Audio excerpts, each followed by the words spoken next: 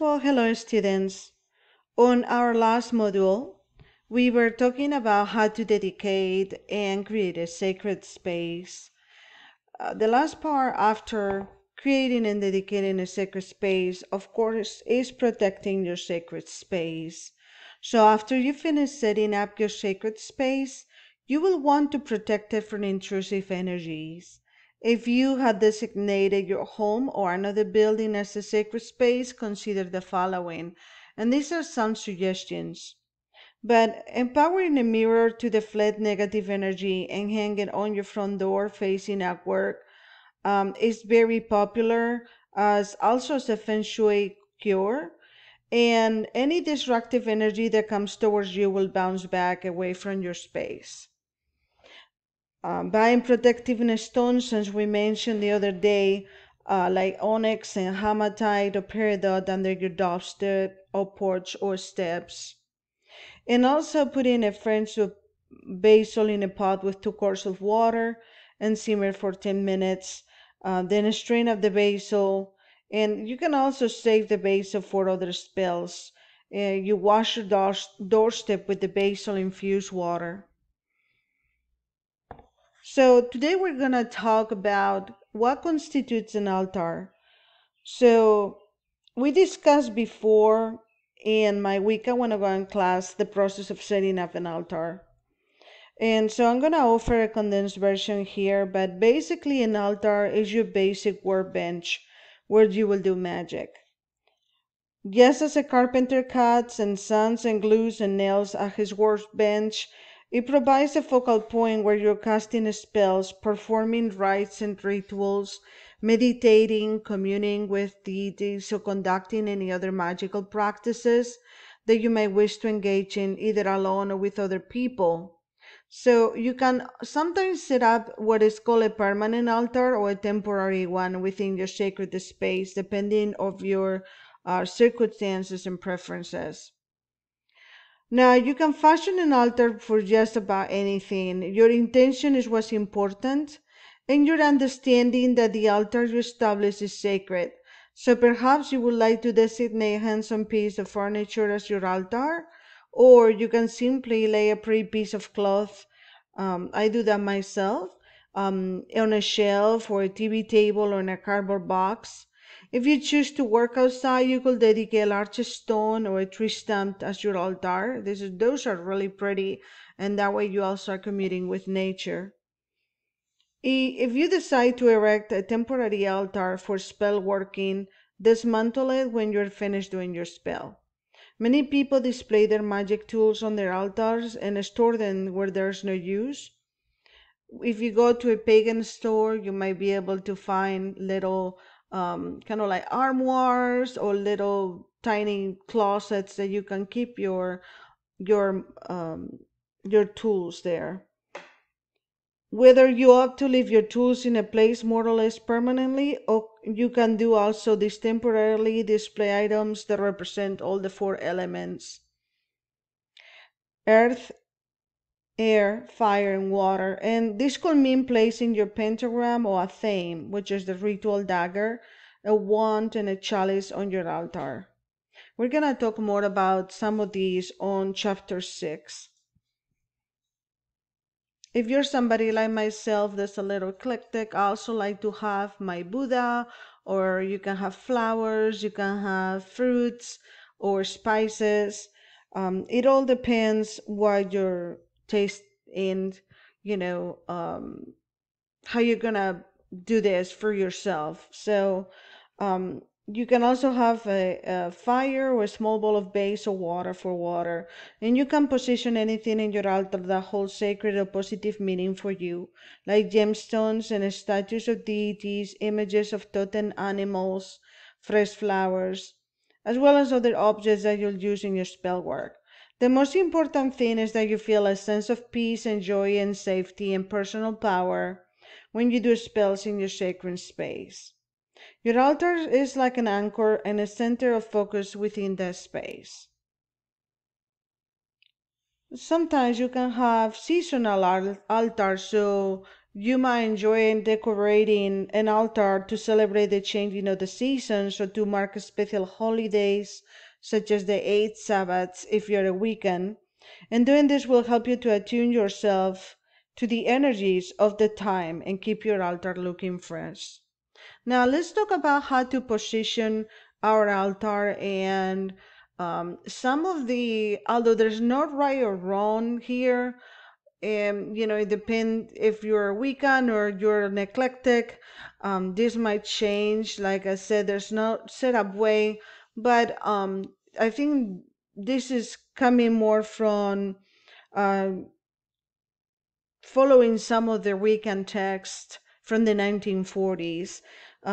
So there's no right or wrong place within your sacred space to position your altar, but often the location of your altar depends on how much room you have, who will perform the spells and rituals there, and what type of magic you will do. Some people like to put the altar in the center of the space, which is convenient if a number of spellcasters will be doing magic together, like in a coven, for example. And others prefer to set the altar in the north or the east. You can move your altar to different spots at different times of the year or according to the moon's changing phases. And depending on your space, you might decide to erect more than one altar, perhaps the main one or smaller ones at each of the four directions. So it is up to you.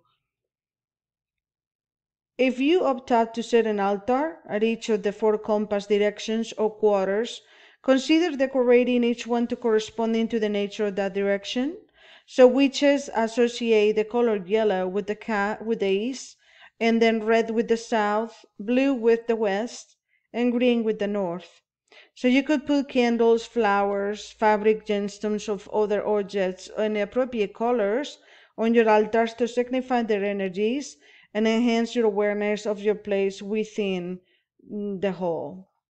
Remember, a lot of people cleanse everything, and I like to use water and salt, but other people use mild soap or, but you always want to clean everything before you bring into your sacred space and place it in your altar.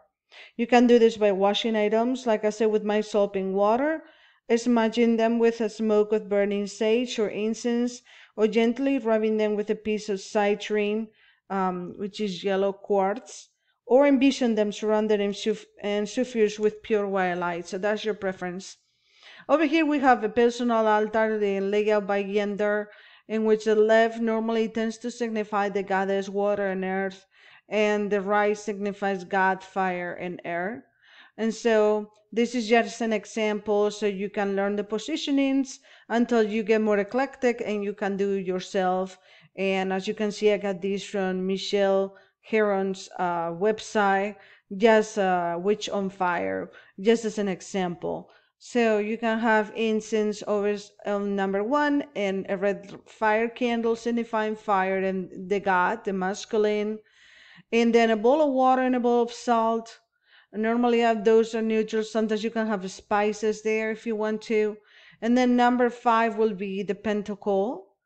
And the pentacle can be a stone or something that you painted, or a pentacle like made out of silver or anything really. I have one that is made of ceramic, just with flowers around it. So it is up to you. You can also do it with wood, or you can create your own. On number six and seven, you can have the bell or singing bowl. A wand as number seven. The wand can be made of crystals or wood, um, orchard tree wood, whatever kind of, use your preference. And number nine will be the chalice. And number 10 will be your spirit candle. Normally tends to be white. And then 11 is the goddess candle. I have my preference. I like normally to have it on green for my goddess, but you can have. And then for God candle, normally it tends to be, you can do a brown candle. It is your preference. And then the 13 will be your ancestor candle. So this is just an example for you to have. So now we're gonna learn how to cast a circle. Nearly every book you read about magic and spellwork will discuss the importance of circle casting and will offer suggestions for how to do this. The circles embody a wealth of symbolism, including wholeness, unity, completion, protection, eternity, and power. Some people say a circle protects those within it from evil forces, and although that might be true, it's not the main reason for casting a circle. Many traditions recommend doing magic within a psychic circle for various reasons. And so we're going to talk about some of the reasons. Um, so a circle erects an energetic fence around the place where do you do your magical workings. This fence keeps unwanted energies out of your sacred space so they can't disrupt or interfere with what you're doing. A circle also contains the positive energy that you raise during your spell or ritual, and this holds and intensifies your power and intent until you're ready to release them into the larger world. If you're working with other people, a circle unites and enhances your energies so that the group's power becomes greater than that of each individual within it. A circle also brings you into closer contact with the sacred, moving you out of the mundane world temporarily and into the realm of magic and mystery. You realize that your actions are separated from your everyday existence, and that increases the intensity of your focus. So during the time you abide within the circle, you occupy a holy zone near to the gods, goddesses, and spirits who can aid, guide, and protect you while you perform the spell work. As I said before, casting a circle begins as an act of faith to an extent you believe the circle is there. Over time, or perhaps even on your very first attempt, you will sense that the energy within the circle is very different from the energy outside it. I have experienced this myself, especially if you meditate inside the circle, in which if you have a very long, prolonged meditation, you can notice that too. When you get out of the circle and close the circle, you might feel physically tired. Preparing to cast a circle. So before you begin the physical part of casting a circle, it's important to ready the space where you'll erect your magic circle. So this means cleansing it physically and psychically, just as you would any sacred space. Clear out anything that doesn't play a part in the spell or ritual you'll enact there. Sweep away all energies with a broom, as discussed earlier. I know this seems silly, but it works. Smudge the area with burning sage or incense. It is important when you're doing this to remove any distractions, turn off electronics, TV, phone. Another day we're going to talk about how electronics can play a very negative part on magic. And make sure you won't be involved in your spell or ritual, not to disturb you. So you don't want people getting in where you're doing this. Put pets in a safe place where they won't interrupt. They tend to be attracted to the energy. And cleanse all tools, spell ingredients, and other items that you will use in your magic. Bring them into the area while you'll be working so you don't have to be sort of like in and out of doing something. Ready yourself and all other participants and go to the bathroom and tend to your personal needs so you won't have to interrupt the spell ritual once it's started. You may want to spend some time meditating or chanting to calm your mind and shift your focus. Sometimes we call this grounding, and meditation is also called grounding or earthing, in which there's a basic meditation that you can do in which you can feel like you're a tree, and so you imagine that you're a tree that is with your roots into earth, to kind of calm you down. So meditation is important. So smudge yourself and everyone else to remove unwanted energies before entering the sacred space. You also may wish to anoint participants with holy water, essential oils, or another substance that serves both to purify and to unite everyone involved.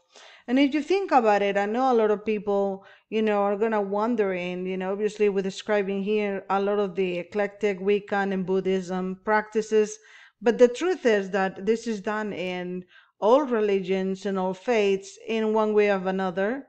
For example, I used to be a Catholic, and when you go, and I still do that, when I go into a church, I will use holy water and do the sign of the cross. So you're using holy water, you're entering different space, you're away from distractions, um, you can feel there's a different energy when you go into a church or place of worship that is different from the outside, and you're more focused on what you're doing, right? So this is pretty much the same thing. So now for circle casting 101, so the ritual of casting a circle in itself can be as simple as or as complex as you want it or need to be. Some magic groups engage in elaborate and intricate ceremonies that contain many precise steps and ingredients, but you can also cast a perfectly effective circle by simply envisioning the area surrounded by a wall of pure white light. When I began, I remember that it was helpful for me just to do a circle with salt. The salt is a purificator and also serves to keep those negative and wanting energies out. And it is easier, I don't know if it's easier to imagine that you are surrounded by white light. So all those things. For many years, you can also work within stone labyrinths if you have one close to your location. Some people have this in a nature preserve outside their house, and this can also serve as a sacred space and a permanent magic circle. So all of the directions that we offer here are suggestions only, of course, so feel free to design your own method according to your own preferences.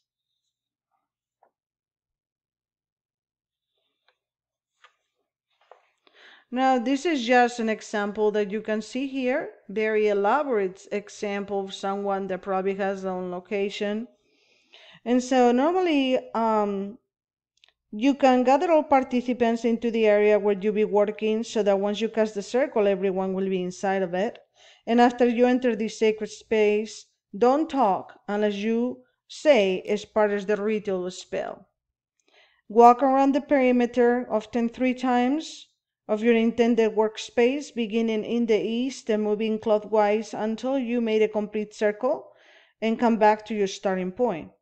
If you wish, draw the circle using a ceremonial sword, a wand, or a theme, and delineate the outer edge of the circle by holding the wand or blade parallel to the ground and pointing it outward. This physical act defines the circle in your mind. Like I say, you can also do this with, over here you can see they put a straw, and look what it looks as stones. You can put, herbs or salt. To expand the circle so that it exists both in the physical realm and the spiritual one, visualize energy being channeled into the space defined by the circle. Then expand it farther so that you envision a sphere of energy that encompasses you above, below, and around. With your imagination, you draw up energy from the earth and draw down energy from the sky, blending them so that the combination fills the space. If you choose to invite any spirits or guides, deities, or ancestors to join in your spell or ritual, now is the time to call upon them. We're going to teach you how to do that on Module 7. Once the circle is cast, and this is important, no one should leave or enter. If it becomes absolutely necessary to admit or dismiss someone, use your thumb or your hand to cut an opening in the circle in the shape of a door so that the person can enter or depart, and seal the opening afterward. You can say this is a casting the circle poem that I found. 3 times round I cast my blade, that this circle shall be made. Sacred space within this circle now lies, protected from unwelcome eyes.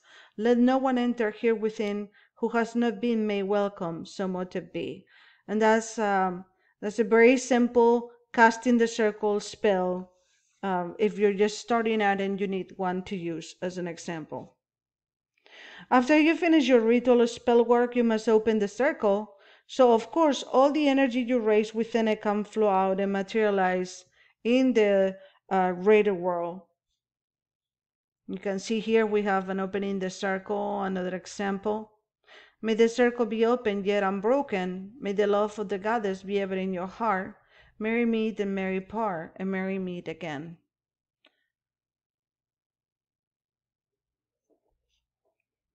So once you finish your ritual spell word, basically you just have to reverse the steps you took to cast the circle. So first you're gonna dismiss any call upon goddesses, angels, spirits, totems, or any non-physical entities intending for their assistance and release them. If you use a theme or wand or sword to draw the circle, take it up again and hold it with the point facing out, as you did to cast the circle, and retrace the path you used to create the circle, only in reverse. You have to walk counterclockwise 3 times, if that's what you did to cast the circle the first time around, until you remove all the physical energy with which you build the circle. Envision the magical energy you raise during your spell or ritual flowing into the universe, where it will manifest in accordance with your intentions, and sense that all is as it should be, and trust that your objectives will come about in harmony with your will and that of the divine will. Of course, extinct candles and other flames and gather up your tools unless you prefer to leave them in your sacred space. I like to normally like clean every time. I think it helps get rid of and negative energies, and especially if there's other people around, you always want to clean everything clean, and keep it on your sacred space for the purpose of this ritual. All participants can now leave the circle and return to their ordinary world. So in a nutshell, that's it. You can adapt this very basic pattern to make it more personal, embellish it to give it more drama, or interpret it as your own beliefs dictate. In later modules, we're going to talk about more possibilities you may want to consider, including for this. And I also encourage you to read other books, to use your creativity, and to devise ways to enrich your circle casting to make it more meaningful for you. There are probably so many different options as many people are there. It's only limited by your imagination. In the next module, we're going to talk about nature's magic and sympathetic magic, and we're going to do a symbolism exercise and talk about how color connections help us with magic. Thank you, and I'll see you in the next module.